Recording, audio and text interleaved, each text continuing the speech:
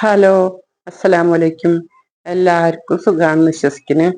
പിന്നെ എൻ്റെ വിശേഷം ഇതൊക്കെയാണ്. രാവിലെ തന്നെ ബീഫ് വാങ്ങിക്കൊണ്ടുവന്നിട്ടുണ്ടായി ഉപ്പ. അപ്പോൾ ഞാനത് വെക്കാന്ന് വെച്ച് കൂടെ കഴിക്കാനായിട്ട് കുബൂസും ഉണ്ട്. അപ്പോൾ സവാളയും പച്ചമുളകും വെളിച്ചെണ്ണ ഒക്കെ ചേർത്ത് ഇങ്ങനെ വഴറ്റി ഇതൊന്ന് വഴന്നു വരുമ്പോൾ വെളുത്തുള്ളി ഇഞ്ചി പേസ്റ്റും കൂടെ ഇട്ട് നന്നായി വഴറ്റി, പിന്നെ തക്കാളിയും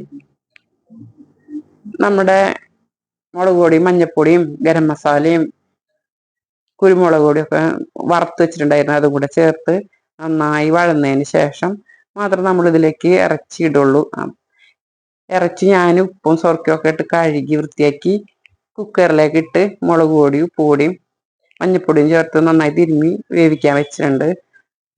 അപ്പോൾ മല്ലിയിലയും വേപ്പിലയും കൂടെ ഇതിൽ ചേർത്തിട്ട് നമുക്ക് ഒന്നുകൂടെ വഴറ്റിയെടുക്കാം. ആ സമയം നമ്മളെ ബീഫ് അവിടെ വെന്തുകൊണ്ടിരിക്കുകയാണ്.